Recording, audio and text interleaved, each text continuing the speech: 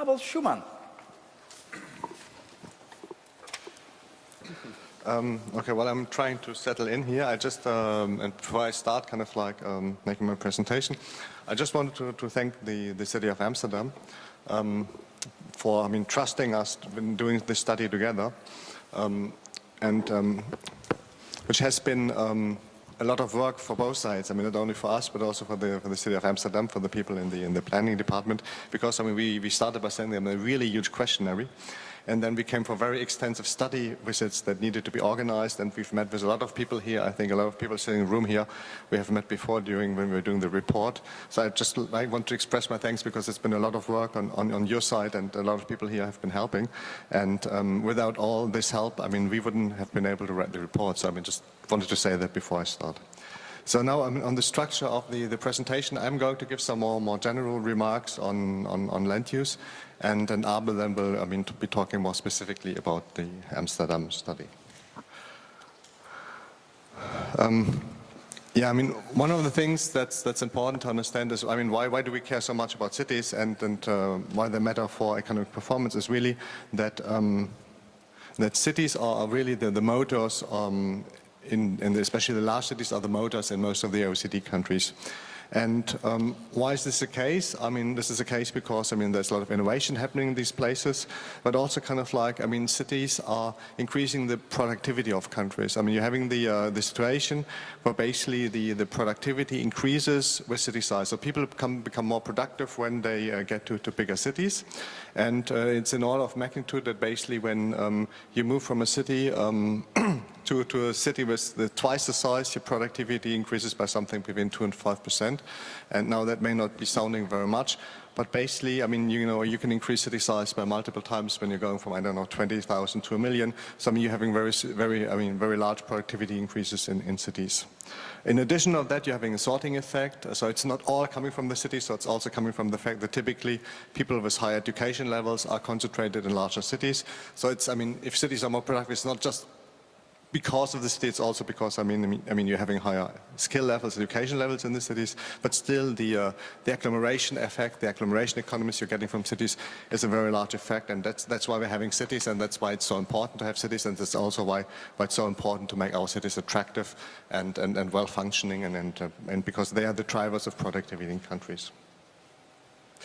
And what you can also see is that the share of the large cities, of the capital cities, in population and in GDP has been growing strongly in most OECD countries over the last year. So that's an ongoing trend, and that's continuing. So this is just on the left-hand side, you just have a little chart which is showing how productivity increases with city size. But cities are not only beneficial. Cities are also having agglomeration costs. And I think you're all aware of them. Obviously there's more congestion in cities. Often pollution levels are higher, even though they're in Amsterdam, and you're much less an issue than a lot of other places. And housing prices are maybe the most important issues of the large agglomerations, because they've been strongly rising. And I have a chart on that. It's much later. Anyway, I have a chart on that which is showing that housing prices have been strongly rising. On the national level already, but especially in the large agglomerations, there have been increases sometimes of several 100% over the last 10, 20 years, and we're now at levels where basically even most middle-class households have problems affording a decent apartment in central locations in most of the large agglomerations. And that obviously is a huge problem. That's a slide about the city system in the Netherlands, and it's very interesting because it's quite different from a lot of other countries. By the way, when I'm talking about cities, I'm mostly on the analytical part. I'm mostly talking about the functional areas, because when we're trying to compare in the OECD, we're trying to compare across countries, and different countries, they define cities in very different ways, and sometimes the city really is just a very, very small part of the urban agglomeration. In other parts, the city is more or less all of the urban agglomeration, so when you compare, we can't really use the administrative units. So we are creating what we call functional areas. What do? We very roughly speaking, we define a density core in the middle, and then we define a commuting area around, and the whole thing is the functional area. And the idea behind is that I mean, your life doesn't stop at the city border. I mean, most people crossing city borders several times a day to go to work, to go get their kids to school, to go out in the evening, and it really is one economic entity, a socio-economic entity, the functional urban area, and that's really is the entity to look at in analytical terms. Now, when you're looking at these functional urban areas in the Netherlands, you see it's a very polycentric system.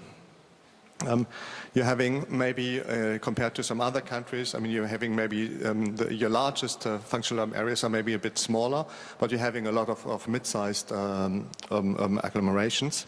And what's also interesting is kind of like, I mean, obviously your large urban agglomerations are very productive, but they're slightly less productive than in other countries. But your mid-sized cities, which are close to these areas, are more productive. So in a way, you're generating agglomeration benefits not only within your large urban agglomerations, but you're generating a bit less in other countries, but you're generating more because you're kind of like helping the nearby cities to be more productive. So kind of in a way, you're sharing your productivity a bit more widely than other countries, and that's an interesting feature of the Dutch urban system, basically. So some trends on land use on a global value, on a global dimension. What is really important to understand, and maybe I should have asked you the question before, what do you think, how is the capital in the world distributed? What is most important? Is it bonds? Is it stocks? Or what is it really? And if you're looking at that, you see it's neither of them. What really concentrates the capital stock on this planet is land and the buildings on that. It's almost 90% of the capital stock on this planet is either in land or in buildings.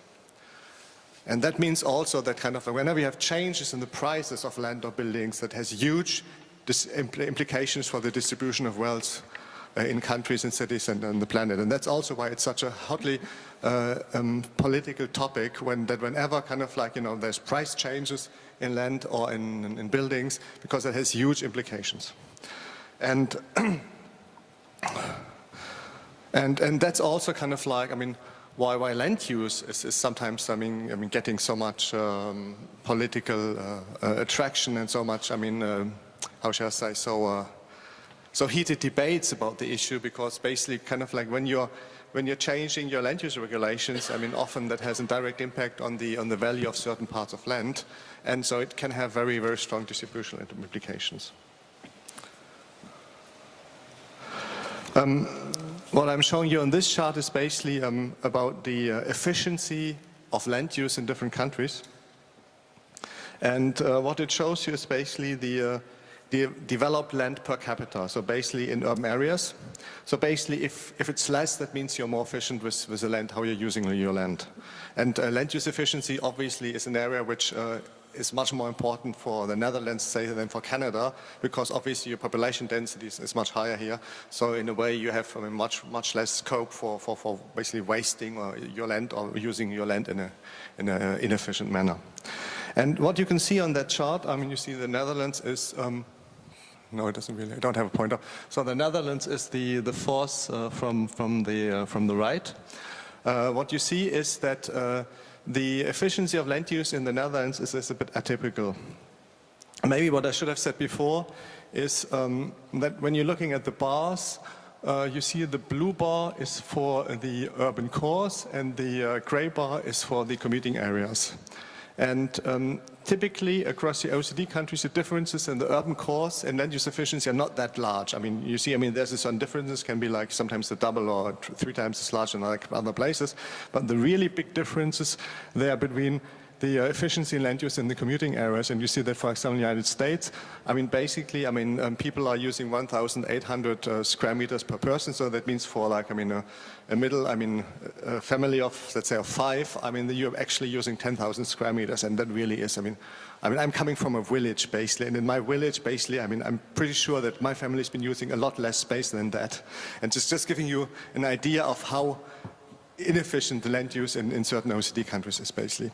Now, what's interesting about that chart, coming back to the Netherlands, is basically that when you're looking at the efficiency of land use in the urban cores, you're more or less average, kind of like, I mean, it's not particularly high, but it's not particularly low either.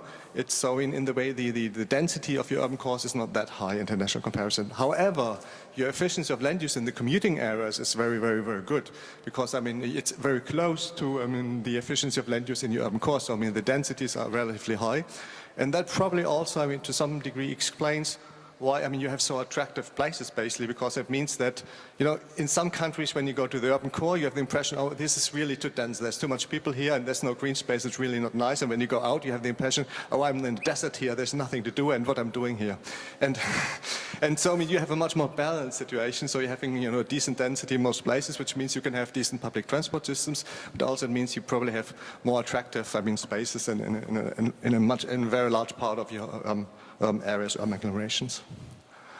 I already talked about the rising house prices. Well, what's interesting here is that basically, I mean, when you're looking at the average house prices per country, I mean, you see that even after 2010, they've still been going up. I mean, don't look at the charts, it's not that interesting, because the real point is really that I mean, this is national average, and national averages and house prices really are not very useful, because there's large parts in countries, for example, where I'm coming from, you can buy a farm for 10,000 euros, not the square meter, but the whole farm, and nobody's buying them. So, I mean, there's large parts in countries where house prices have been stagnating for a long period or even are going down.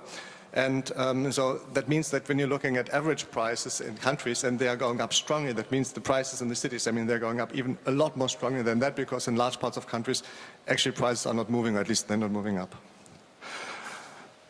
Now, finally, I'm coming to land use policies, and there's basically two types of policies that are having an influence on land use.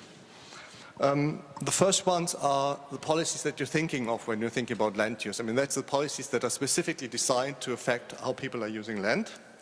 And I mean, there you have, I mean, the usual suspects, you know, spatial planning, transport planning, environment regulations, building codes, and so on. And these are all kind of like, I mean, the policies that are specifically designed to have an effect on land use. Now, the problem is there's also a whole bunch of other policies that are affecting land use. And that's usually not intentionally, or that, I mean, and it's even often counterproductive, because, I mean, these policies are made with other objectives in mind, and they're often basically actually contradicting the policies that are specifically designed for the land use. And I'm going to give you some examples in a second. And that's typically policies that are related to the fiscal side. So it's tax policies, the fiscal systems more generally, but it's also agricultural policies and also energy policies that have an impact in that direction.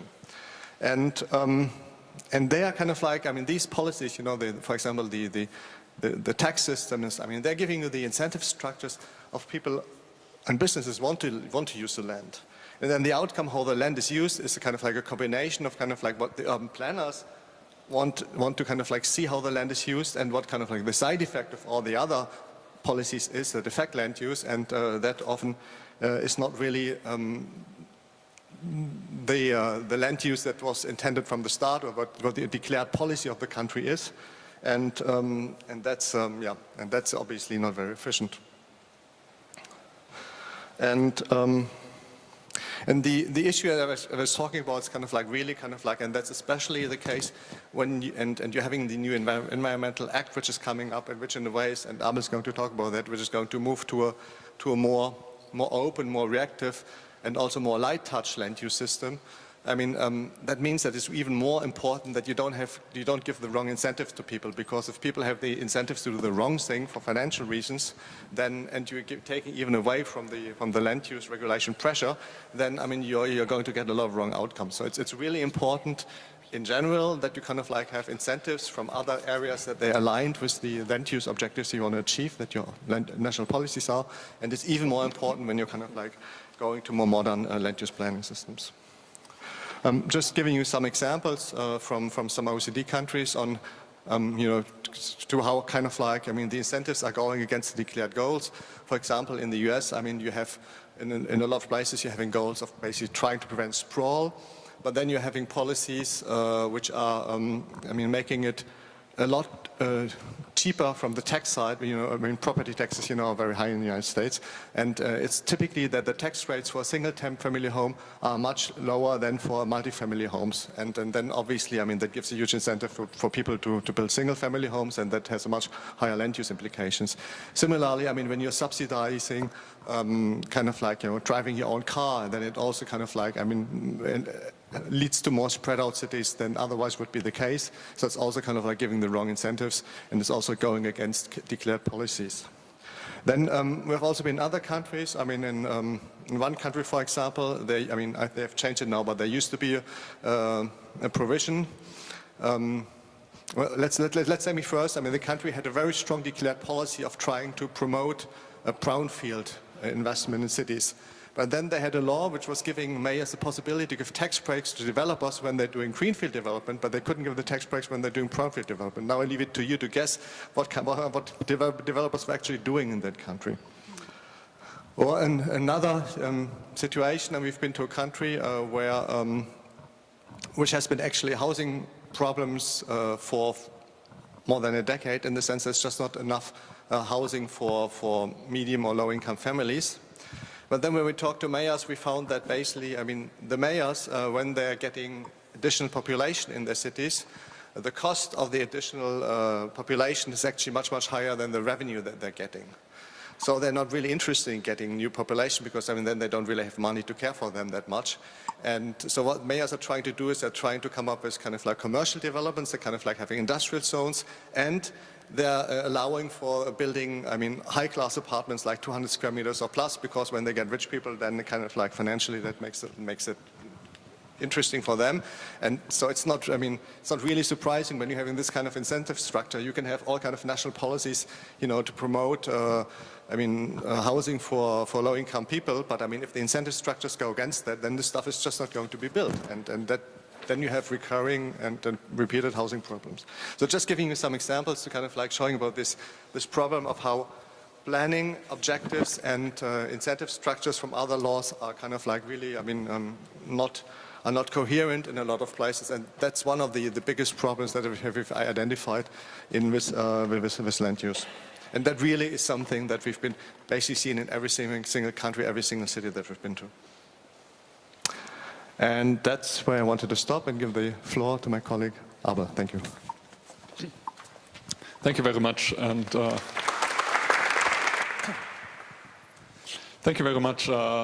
I'm going to talk to use the next 15 minutes now to talk actually about the outcomes of our study on the land use governance in Amsterdam. And before I start, I would first of all give a very big thank you to the local team, to Dagmar and everybody else who was involved in this study, because it was really a fascinating process. We had actually the opportunity to spend several days in Amsterdam together with Andrew Ryszowski, who was a peer reviewer from the Lincoln Institute, and we had, I don't remember how many, but I think we had 30 or 40 meetings, and that was actually a very, very informative process. We could learn a lot. It was a great experience, so again, thank you very much for that. Before I go into the actual presentation, I would like to start out with this chart, because that shows the system in which planning in the Netherlands is operating. So what we see up here is a diagram that displays the Dutch planning system. And I think we can see a few things on this diagram. I mean, first of all, we see it's a fairly complex system. To be honest, it's the most complex system I've ever encountered. So there's no other country in the OECD which has such a complex system. That is the situation as of late 2016, early 2017. So that will probably change. So that is it's around one year, 1.5. Rationalize. Okay, good. But so maybe half of the things that I'm going to say now are already outdated. But what we see here, and there are a few things that I find interesting. First of all, we really see that the Netherlands is a place that likes to plan. I mean, that's quite obvious by just looking at the number of the plans up there. But we also see that the Netherlands doesn't have the typical hierarchical planning system that we encounter in most other OECD countries. So we have plans at the national, at the provincial, and at the local level, but these plans are not constructed in the typical hierarchical manner that the subnational plans follow the national plans, the local plans follow the subnational plans. But it's more a process of parallel planning, where the idea is that the different levels of plans are aligned with each other, but not in the hierarchical manner that we observe in many other countries. For example, here we have the corresponding diagram for the United States. We see that this is a bit more basic. But also when we look at other European countries, I mean, we see, of course, the US has many other, I mean, also when we look at Finland, Finland is of course a very different country. I mean, it has a population density that is just a fraction of the population density in the Netherlands. So we obviously see that the planning system has evolved in very different ways. But what we also see is that we have a very strict hierarchical system, so that planning is really, in some sense, top-down. The national government gives a general strategy, which is then translated in a regional land use plan, and the municipality actually has to develop a local zoning plan, which has to follow this the regional plan quite closely. So it's a much less collaborative way of planning. It's a system that is based much less around dialogue than the Dutch system. Here we have the system of in New Zealand, which looks somehow similar. We have only a sectoral plan at the national level, and then the main strategic plan is developed at the regional level, whereas the local government develops the actual zoning plan at the district level based on those plans.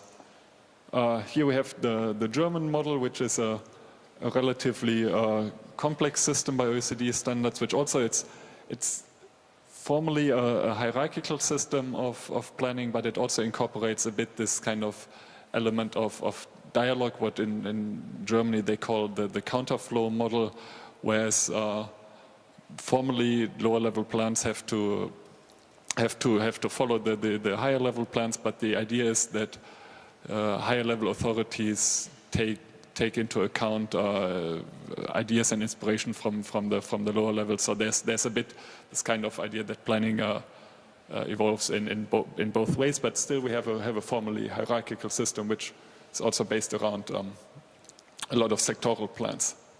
So just as a quick overview, that is the system in which planning in the Netherlands and in Amsterdam operates. So when we look at the challenges and the pressures that Amsterdam is facing, probably the most striking and most important pressure is actually population growth. And I don't think I tell anything new to any one of you. The population in the Netherlands is expected to grow by around 6% until 2040. But in the Amsterdam metropolitan region, the expected population growth rate is actually 20%, and in the city of Amsterdam, the expected population growth rate until 2040 is actually 23%. So this is quite a significant growth rate. When we just look at the population growth rate over the last few years, we can start to wonder whether this projection might not even be too low, because we had a population growth rate of close to 1.5% over the past few years, whereas this projection assumes approximately 1% over the next 20 years. So this population growth rate, of course, creates quite a lot of challenges, and first and foremost, it creates the challenge of building sufficient new housing to all the people that are going to move into the city of Amsterdam and into the metropolitan area. On this chart, we see what happens if housing construction doesn't keep pace with population growth. We see price pressures on the housing market. So prices have briefly declined after the financial crisis in 2007, 2008.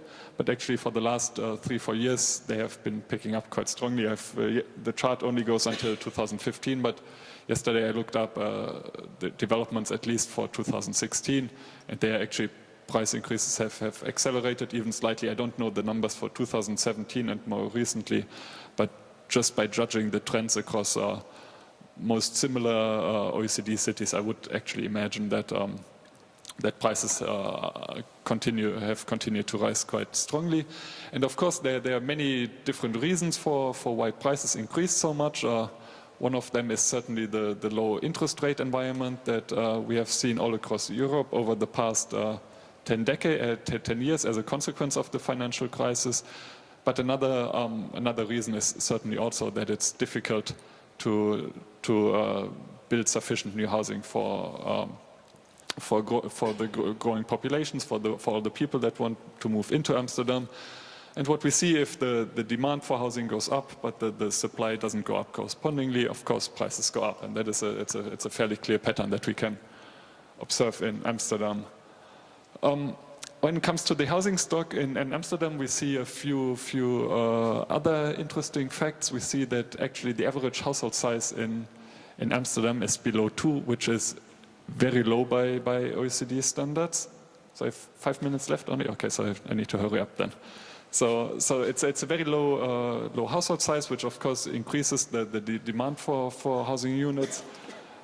We have a large social housing stock, even though it's not nearly as large as it was around 2 decades ago, but we still have 43% of the housing is social housing, rent-controlled housing, which is much larger than in most other countries. And yet we still have more need for affordable housing, so we have very long waiting lists actually for that social housing stock.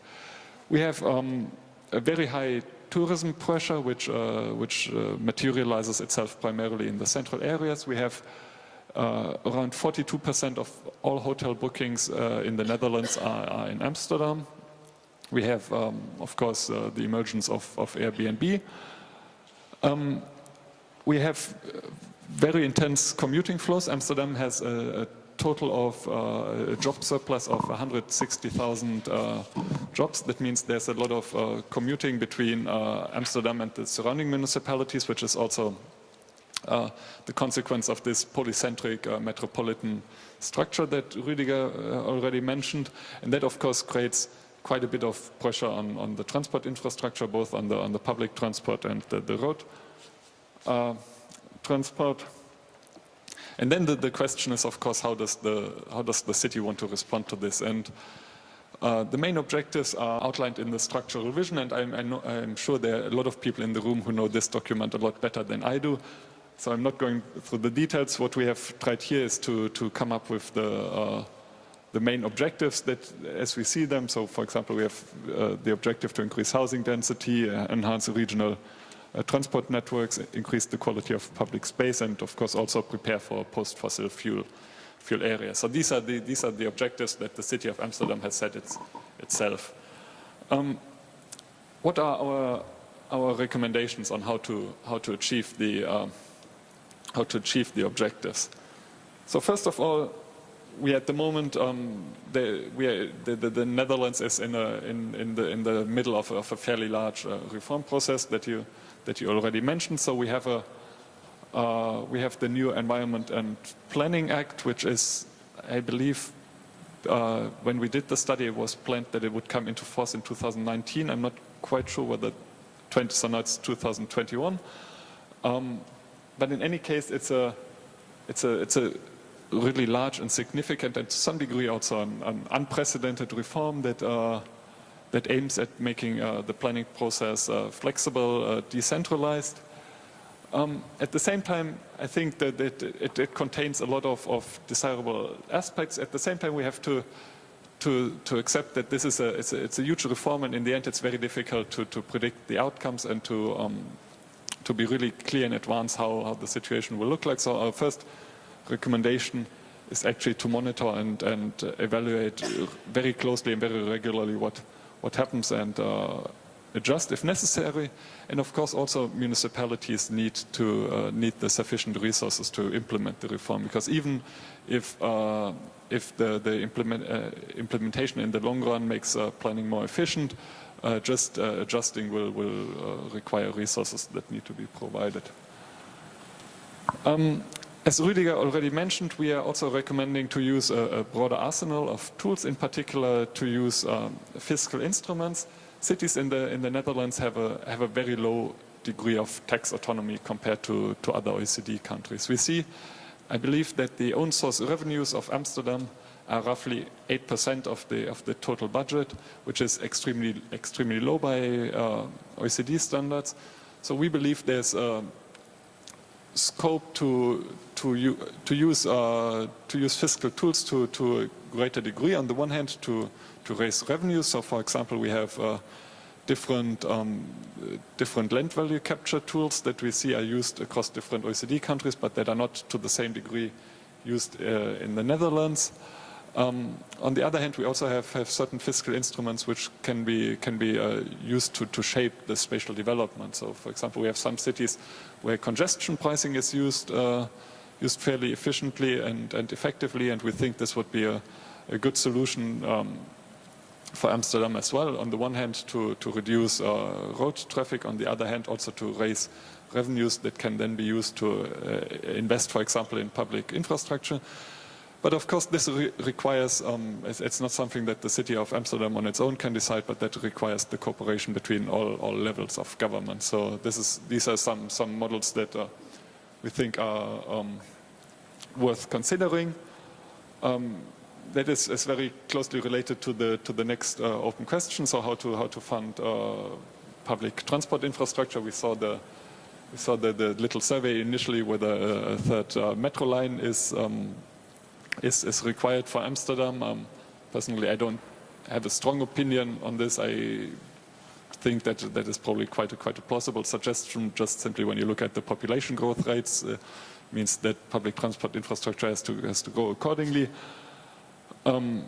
Yeah, the question is how can this be funded? So could a congestion charge, for example, be a source of revenues for that? This also relates to the next point of that it's important that policies are aligned both across sectors within local governments, across local governments within the metropolitan area, and across levels of government, because again there's a lot that the city of Amsterdam on its own is not capable of doing for legal reasons. And I think I've come to the end. So with this slide I would like to finish. We also think it's important that the metropolitan governance in the region is strengthened, and I think it's very important to be precise what we mean by this, because in general we think, and that was the feedback that we got during our study visit here, we think that cooperation actually works quite well. So whenever you give recommendations to change something that works quite well, it's of course you have to be careful not to destroy what is working well. So we do not recommend any radical reforms, but we think it's important that the fiscal capacity increases slowly over time, that the visibility and the public engagement of the metropolitan region goes up, because we think if there are truly metropolitan solutions for problems are necessary, it's also important that there's a public buy-in. So the public needs to understand that it's part of a metropolitan area, and that no local government on its own can solve all the problems that the metropolitan area has and all the challenges that it faces. So it's important actually to create this awareness of being part of a metropolitan region and being part of not only the local community, but of this bigger urban agglomeration. We think it's an efficient mechanism actually to mutual targets and commit to achieving them, and then monitor this voluntary commitment. So, for example, when it comes to housing construction, of course, it's important that housing is distributed across all the parts of the metropolitan area. So we think a good solution could be to come up with voluntary commitments to build certain numbers of housing units across all local governments in the area, and then commit to monitor them regularly. And largely, we think it would be a good step to enlarge the area of the transport authority to cover the entire territory of the metropolitan area, because what we saw already also at one of the first slides that Rüdiger showed is that actually the functional urban area of Amsterdam is bigger than the territory that is covered by the transport authority. and it's important to provide good integrated transport for the entire functional urban area, so our suggestion would be to enlarge this area. And with this, I would like to conclude. I'm sorry for running a bit over, and happy to take any questions. Thank you very much. Thank you so much.